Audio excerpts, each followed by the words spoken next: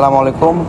প্রিয় দেশবাসী, আপনারা সবাই জানেন আমাদের প্রাণপ্রিয় জুলাই আগস্ট অভ্যুত্থানের পর থেকে বলিষ্ঠ কণ্ঠস্বর ও শরীফ ওসমান হাদির উপরে যে বন্দুক হামলা হয়েছে, গুলিবিদ্ধ হয়ে তাকে এবারকে হসপিটাল থেকে রেফার করা হয়েছে সিঙ্গাপুর জেনারেল হসপিটালে। এবং সিঙ্গাপুর জেনারেল হসপিটালে গতকাল 6:30টার দিকে তাকে রিসিভ করা হয়েছে ইমার্জেন্সি কমপ্লেক্সে। এবং তাকে ইমার্জেন্সি ভর্তি করার পরে যে আবার চিকিৎসা শুরু হয়েছে এবং তার চিকিৎসার আপডেট নিয়ে আমি কথা বলছিলাম। তার চিকিৎসার আপডেট আজকে আমরা জানতে পেরেছি সিঙ্গাপুর জেনারেল হসপিটালে যারা নিউরোসার্জন আছে তাদের সাথে আমাদের যোগাযোগ আছে। আমরা তাদের মাধ্যমে জানতে পেরেছি যে তার যে ব্রেনের যে কন্ডিশনটা, ব্রেনের সিটি স্ক্যান করা হয়েছে এবং আমরা দেখেছিলাম যে বাংলাদেশের যে ব্রেনের সিটি স্ক্যানে আমরা দেখেছি তার মাথায় যে বাম পাশটা ইসকেমিক চেঞ্জ আছে, ঠিক সেটা অপরিবর্তিত রয়েছে এবং ইসকেমিয়া কিছুটা বলা যায় যে আরও পরিলক্ষিত হয়েছে এবং তার যে মাথার যে ফোলাটা সেটাও এখনো রয়ে গিয়েছে। তার ব্রেন স্টেমের যে ইনজুরি আছে সেই ইনজুরিটার কারণে ব্রেনের যে ফোলা অংশের মাধ্যমে তার যে ভেন্ট্রিকলগুলো ছিল, যে পানি লাইনগুলো ছিল, সেটা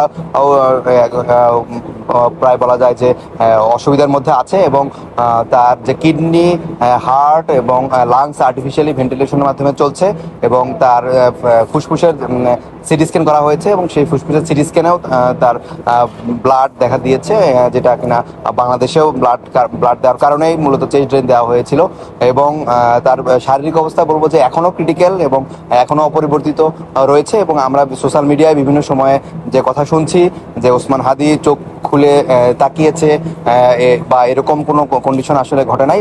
মূলত ওসমান হাদির কন্ডিশন এখনও ক্রিটিক্যাল এবং তার কন্ডিশন অপরিবর্তিত রয়েছে এবং যেভাবে তার জিসিএস ছিল E1VT-3 সেটাই মূলত এখনো আছে। এবং আমরা আশা করি যে ওখানে সিঙ্গাপুর জেনারেল হসপিটালে তার যে বিভিন্ন মনিটরিংগুলো ছিল সেই মনিটরিংগুলো এখনো কন্টিনিউসলি করা হচ্ছে এবং আমরা দেখতে পাচ্ছি যে আসলে তার শারীরিক অবস্থা অবনতি হয় নাই বা উন্নতিও আমরা খেয়াল করি নাই। তার অবস্থা স্ট্যাটিক আছে এবং তার জ্ঞান ফিরে আসার সম্ভাবনা যদি আমরা বলি তাহলে চিকিৎসকরা বলেছে এখনো আসলে আমরা ওইভাবে অ্যাসেস করতে পারছি না যে আসলে কি হবে। তবে আল্লাহ চাইলে তো সব মিরাকল ঘটাতে পারেন এবং আমরা চাই যে শরীফ ওসমান হাদির মতো বলিষ্ঠ কণ্ঠস্বর বাংলাদেশের জন্য,